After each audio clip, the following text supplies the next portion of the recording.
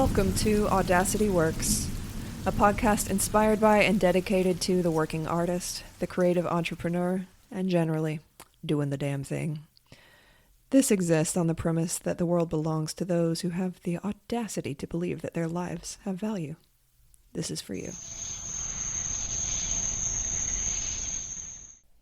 Welcome to Audacity Works. I am your host, Rachel Strickland, and this is episode number 160, looking at the calendar, 165. And it's coming out on Christmas Eve, 2025. Happy Christmas. For all those who observe. And if you don't, I hope that whatever you're doing this festive season is delighting you. I have decided, however, to use this short Christmas Eve episode to tell a Christmas story. But first, tiny updates. Last night was Solstice. I'm recording this on Monday, December 22nd. Ahead of time, of course. So this past weekend was the cold moon, which just sounds very horror movie, and I love it. The cold moon. As well as winter solstice, the shortest day of the year, the longest night of the year. Talked about it last week. I got together with my coven. One of them makes wassail, like from scratch. Never had it before. I've had it out of like a jug, but this was next level. Highly recommend you go a wassailing. And there's something one of them says that I love, which is, I love being a witch. There's so many holidays. There's so many things to celebrate. There's always an occasion for us to gather. And she's so right. Thank you, Shannon. That is so wise. I love you. Like, oh, look at that. It's a full moon. Oh, look at that. It's been 2 weeks. It's a new moon. There are 4 solar festivals. There are 4 fire festivals. There's always something to celebrate and a reason to gather. And I love that. And I just wanted to share that beautiful thought with a wider audience. And like a lot of you, I saw a lovely reel on Instagram from that Glasgow Witch. I don't know her actual name, but it's like the 13 magical days between solstice and January 2nd. If you have no idea what I'm talking about, I'll put a link to the show notes just because it's really fun. Like most magic, it's fun. Like most magic, you learn more about yourself while you're practicing it. And like most magic, it is aesthetically pleasing. So we did that, and I'll put that link for you in the show notes if you want to check it out for next year or adapt it, which is like part of what is wonderful about these traditions. You take what is tasty. And in the meantime, it's so lovely to learn from people, especially who are teaching from their direct cultural line. And not everything from every tradition is going to resonate, obviously. It shouldn't. But what a time to be alive. We have so many people to learn from right now. Well, I digress. I have promised you a Christmas story. Like, okay, you started this episode out talking about solstice, and now you're talking about Christmas. Like, choose a lane. I have chosen my lane. It was actually chosen for me. In my opinion, I was born and I am this. However, like most white people that live in the United States, I was raised Christian and always celebrated Christmas. Like, people be celebrating Christmas. It's honestly really hard not to. Like, try it. In Western culture, modern culture right now, it is excessively hard to escape Christmas. I mean, it comes looming before Halloween. And I honestly used to be a massive Scrooge about it because I was like, stop shoving this down my throat. I don't care. I don't want to buy presents. I don't like spending money out of obligation. It feels terrible. I don't want to do this anymore. And for 3 years in a row, during December, I would fly to Ireland to the Irish Aerial Creation Center and I would co-teach the creative intensive for 3 weeks alongside, at the time, Chantal McCormick and Lee Clayton. What a dream team. And it worked great because I would get home maybe 4 days before Christmas for those 3 years that I was excessively grumpy about having to celebrate Christmas. I didn't have to. Like, it's always, I just had to be in my bonnet about it. And then it was fine because I only had to get through like 5 days. I'm like, all right, I can enjoy this for 5 days. And I did. And that's part of why low work December happens in December. One, it's cold. I don't want to do anything. It's dark. I don't want to do anything. But two, I know that I have a choice, right? I can choose to spend this time with my family that I have chosen to live very closely to so that I could be a part of their lives. Now, I can either be in a shitty mood and quite justifiably walk around resenting the ubiquitous compulsory Christianity, or I could know that all of that is true and choose to spend time with my family anyway and have a good time. And it was really, really hard to do that because I was working so much. And I resented, all of the extra labor that goes into observing a holiday. So that's when I started doing low work December. And lo and behold, not only am I enjoying Solstice more than I ever have, suddenly Christmas is fun again. It was so fun when I was a kid, before I knew about the cultural implications behind all of this shit. It was super fun. Mostly, we got to give a shout out to moms for the labor of women, otherwise known as Christmas magic. And shout out to the dads too. Like, but I know you do stuff, but come on. So, none of this is my Christmas story. I'm just, anyway, I'll get to that right now. All right. So, celebrated Christmas my whole life with my family. Santa Claus was a thing. It was definitely a thing. I wrote Santa a letter every Christmas. I put it by the chimney. My parents, or most likely my mother, was very good about making sure that, she tucked it away before I woke up. And I'm like, it went up the chimney. Oh my God. Of course I loved it. Of course I loved that. And there was one year I had so many questions for Santa. So I had decided, since it was so easy to send him letters, I would ask him some questions and we could be pen pals. Duh. Why? I was a genius. So I wrote Santa a letter and I asked him a few questions. I don't really remember what they were. I think one of them was, how old are you?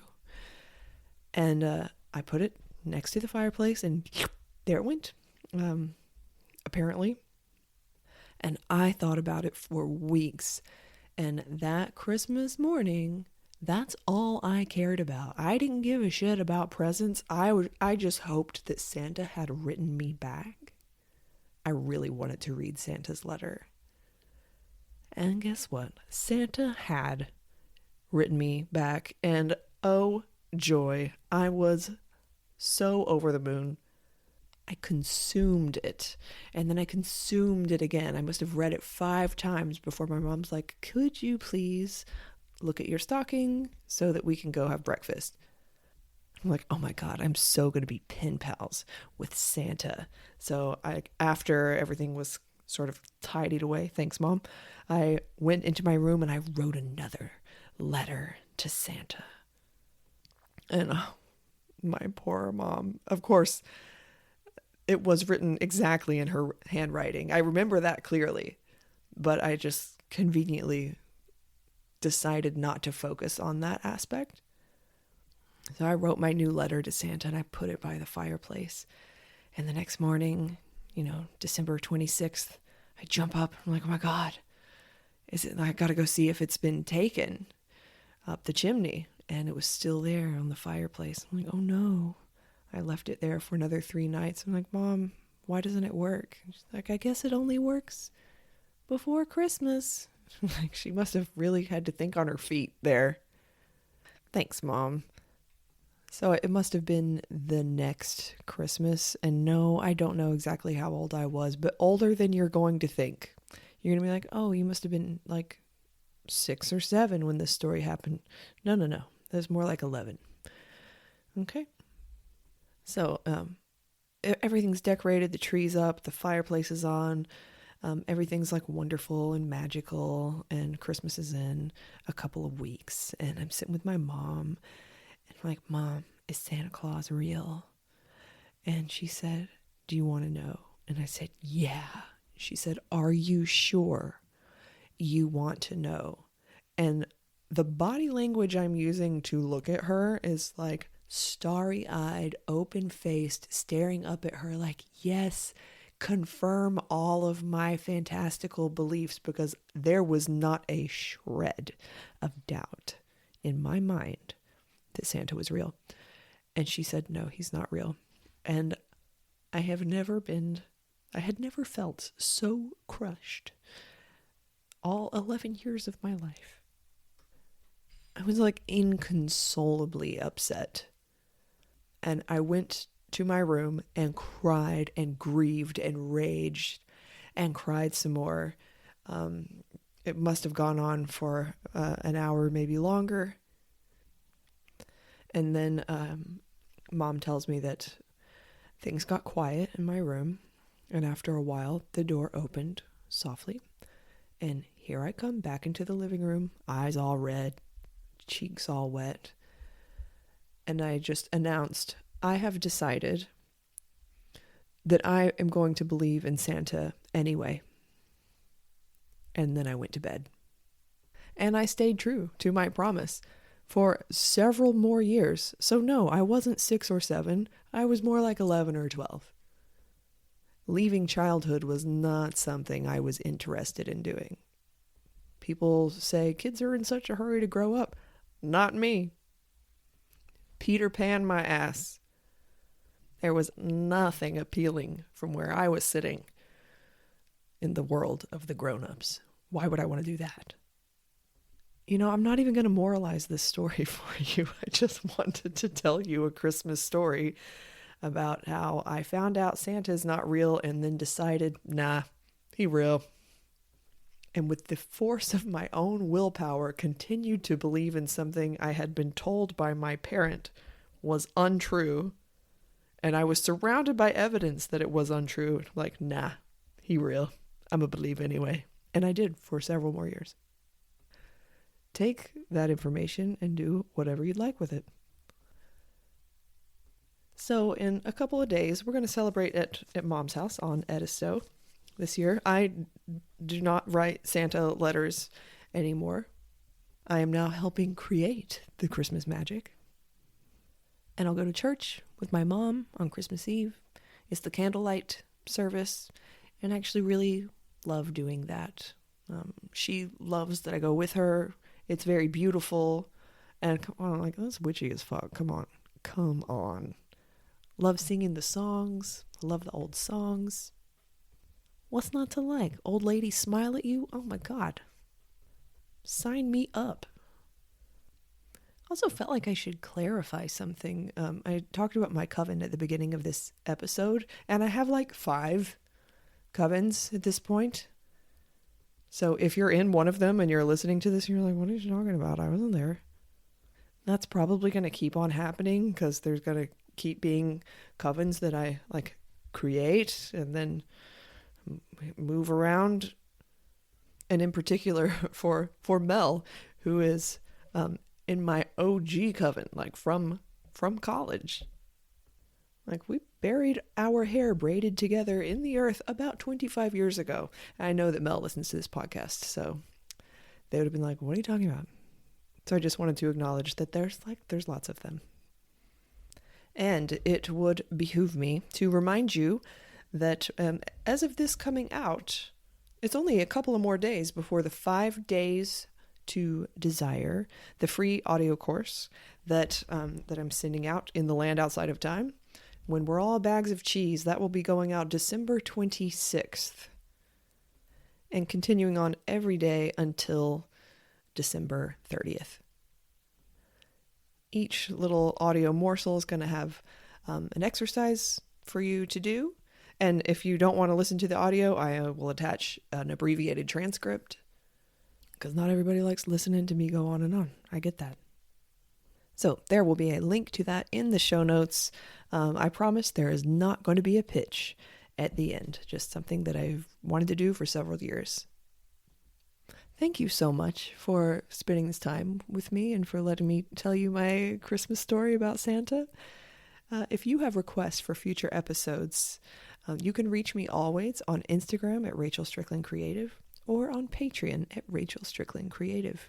This podcast, and indeed my whole existence, is powered by Patreon. So thank you so much for standing with me, for trusting me, and for being with me in the fertile times as well as the fallow times. This could not exist without you. Until next time, my friends, a very, very happy festive season to you. Protect your peace. Do whatever you have to do to allow yourself to enjoy this time. And don't go back to sleep.